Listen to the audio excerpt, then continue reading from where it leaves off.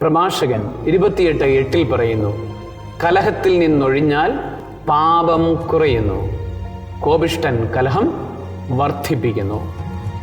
നമുക്ക് കലഹകരമായ അവസ്ഥകളിൽ നിന്ന് മാറി നിൽക്കാനായിട്ട് സാധിക്കുകയാണെങ്കിൽ നമ്മളുടെ പാപങ്ങളുടെ എണ്ണം കുറഞ്ഞു വരും. ശാന്തമായ അന്തരീക്ഷത്തിൽ ജീവിക്കാനായിട്ട് നമുക്ക് സാധിക്കുകയാണെങ്കിൽ പാപങ്ങൾ ചെയ്യുന്നത് കുറഞ്ഞു വരുമെന്ന് ദൈവവചനം നമ്മളെ പഠിപ്പിക്കുന്നു.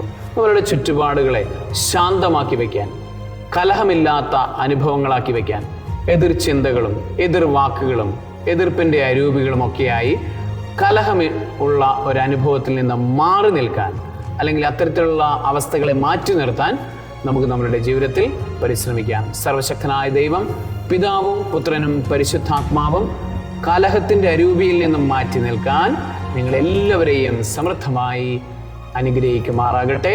ആമേൻ.